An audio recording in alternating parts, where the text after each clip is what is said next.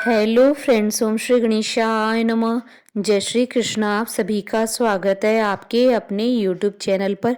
Friends, आज हम आपको इस वीडियो में बताने जा रहे हैं माघ मास की शुक्ल पक्ष की जया एकादशी का शुभ मुहूर्त, पूजा विधि, महत्व, व्रत कथा और उपायों के बारे में। फ्रेंड्स, वीडियो शुरू करने से पहले आपसे रिक्वेस्ट है, अगर आप हमारे चैनल पर नए हैं और आपने अभी तक चैनल को सब्सक्राइब नहीं किया है तो प्लीज़ सब्सक्राइब कीजिएगा चैनल को, साथ ही प्रेस कीजिएगा बेल आइकन को, जिससे नए वीडियोस से रिलेटेड नोटिफिकेशन आपको तुरंत प्राप्त हो सके। और वीडियो पसंद आने पर वीडियो को लाइक और शेयर जरूर कीजिएगा ताकि सभी भक्तों को इस वीडियो का लाभ प्राप्त हो सके। और कमेंट बॉक्स में जय श्री कृष्णा जरूर लिखिएगा। हिंदू पंचांग के अनुसार माघ महीने के शुक्ल पक्ष की एकादशी को जया एकादशी कहते हैं। इस एकादशी को अजा एकादशी भी कहते हैं। जया एकादशी को बहुत ही पुण्यदायी एकादशी माना जाता है। यह एकादशी का व्रत करने से सभी तरह के पापों से मुक्ति मिल जाती है।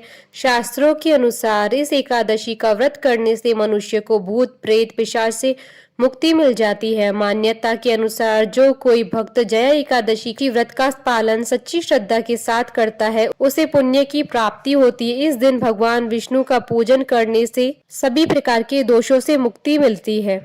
इस बार जया एकादशी 12 फरवरी 2022 शनिवार के दिन है। इस दिन विष्णु जी की पूजा की जाती है। उन्हें पुष्प, जल, अक्षत, रोली तथा विशिष्ट सुगंधित पदार्थ अर्पित किए जाते हैं। इस दिन व्रत करना बेहद फलदायी होता है। मान्यता है कि जो व्यक्ति इस दिन व्रत करता है उसे भूत प्रेत पिशाच जैसी योनियों में जाने का भय नहीं रहता है।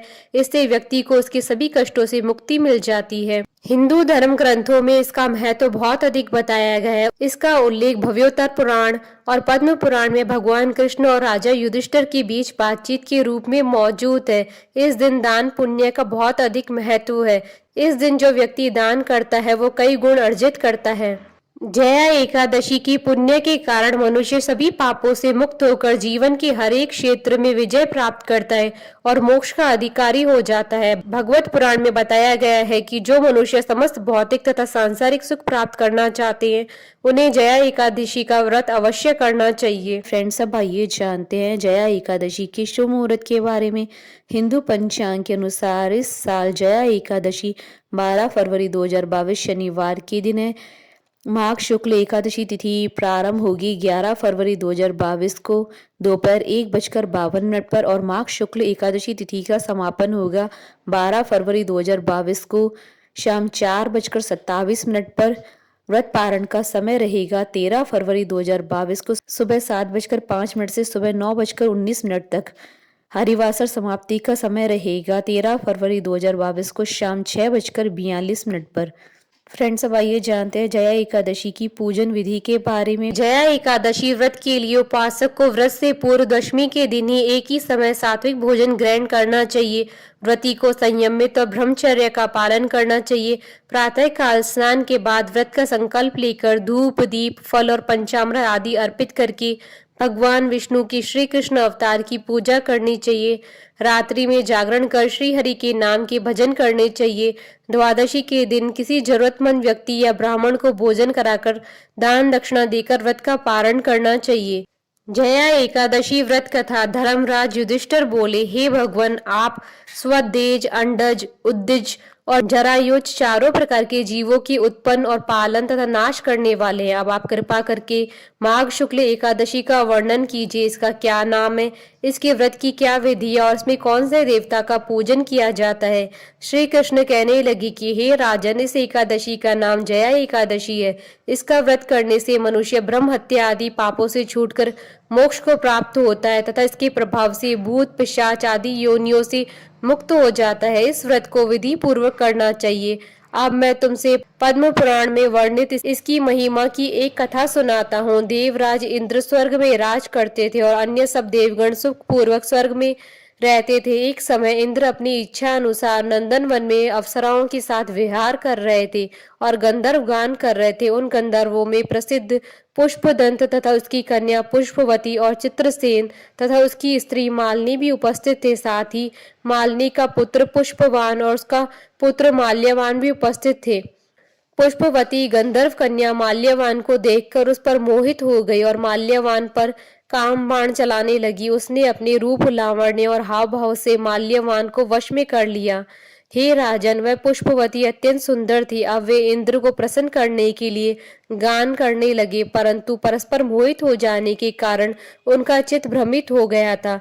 इनके ठीक प्रकार न गाने तथा स्वर ताल ठीक न होने से इंद्र इनके प्रेम को समझ गया और उन्होंने इसमें अपना अपमान समझकर उनको शाप दे दिया। इंद्र ने कहा, हे मूर्खो, तुमने मेरी आज्ञा का उल्लंघन किया है, इसलिए तुम्हें धिक्कार है। अब तुम दोनों स्त्री पुरुष के रूप में मृत्युलोक में जाकर पिशाच रूप धारण करो और अपने कर्म का फल भोगो। इंद्र का ऐसा शाप सुनकर वे अत्यंत दुखी हुए और हिमालय पर्वत पर दुख पूर्वक अपना जीवन व्यतीत करने लगे। उन्हें गंध, रस और स्पर्श आदि का कुछ भी ज्ञान नहीं था। वहां उनको महान दुख मिल रहे थे। उन्हें एक क्षण के लिए भी निद्रा नहीं आती थी। उस जगह अत्यंत शीत था, इससे उनके रोंगटे खड़े रहते थे और मारे शीत के दांत बजते रहते थे। एक दिन पिशाच ने अपनी स्त्री से कहा कि पिछले जन्म में हमने ऐसे कौन से पाप किए थे जिससे हमको यह दुखदायी पिशाच योनि प्राप्त हुई है।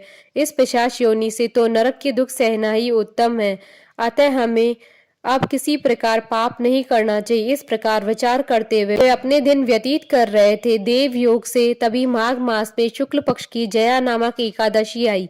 उस दिन उन्होंने कुछ भी भोजन नहीं किया और ना ही कोई पाप कर्म किया, केवल फल फूल खाकर ये दिन व्यतीत किया और सायंकाल के समय महान दुख से पीपल के वृक्ष के नीचे बैठ गए। उस समय सूर्य भगवान अस्त हो रहे थे।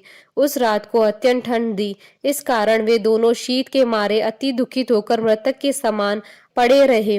उस रात्रि को उनको निद्रा भी नहीं आई। हे राजन, जया एकादशी के उपवास और रात्रि के जागरण से दूसरे दिन प्रभात होते ही उनकी पिशाच योनि छूट गई। अत्यंत सुंदर गंधर्व और अप्सरा की देह धारण कर सुंदर वस्त्र आभूषणों से अलंकृत होकर उन्होंने स्वर्ग लोक को प्रस्थान किया। उस समय आकाश में देवता उनकी स्तुति करते हुए पुष्प वर्षा करने लगे। स्वर्गलोक में जाकर इन दोनों ने देवराज इंद्र को प्रणाम किया। इंद्र ने इनको पहले रूप में देखकर अत्यंत आश्चर्यचकित हुआ और पूछने लगा कि तुमने अपनी पिशाच योनि से किस तरह छुटकारा पाया, सो अब बतलाओ। माल्यवान बोले कि हे देवेंद्र, भगवान विष्णु की कृपा और जया एकादशी के व्रत के प्रभाव से हमारी पिशाच देह छूटी है। तब इंद्र बोले कि हे माल्यवान, भगवान की कृपा और एकादशी का व्रत करने से न केवल तुम्हारी पिशाच योनि छूट गई है, वरन हम लोगों के भी वंदनीय हो गए, क्योंकि विष्णु और शिव के भक्त हम लोगों के वंदनीय हैं, अतः आप धन्य हैं। अब आप पुष्पवती के साथ जाकर विहार करो।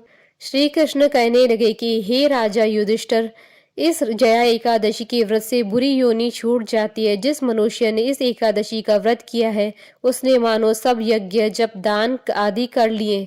जो मनुष्य जया एकादशी का व्रत करते हैं वे अवश्य ही 1000 वर्ष तक स्वर्ग में वास करते हैं। माँ लक्ष्मी और विष्णु भगवान को प्रसन्न करने के उपाय। जया एकादशी के दिन उपाय से भाग्य के दोष दूर हो जाते हैं और भगवान विष्णु के साथ देवी लक्ष्मी की कृपा भी प्राप्त होती है। भगवान विष्णु को पीले फूल अर्पित करें। घी में हल्दी मिलाकर भगवान विष्णु को दीपक करें। पीपल के पत्ते पर दूध और केसर से बनी मिठाई रखकर भगवान को चढ़ाएं। एकादशी की शाम तुलसी के पौधे के सामने दीपक जलाएं। भगवान विष्णु को केले चढ़ाएं और गरीबों को भी केले बांट दें। भगवान विष्णु के साथ माँ लक्ष्मी का पूजन करें और गोमती चक्र और पीली कौड़ी भी पूजा में रखें। बोलिए माता लक्ष्मी की जय, भगवान विष्णु की जय, सनातन धर्म की जय। हमारे साथ इस वीडियो में अंत तक बने रहने के लिए आपका धन्यवाद। ओम श्री गणेशाय नमः। जय श्री कृष्णा।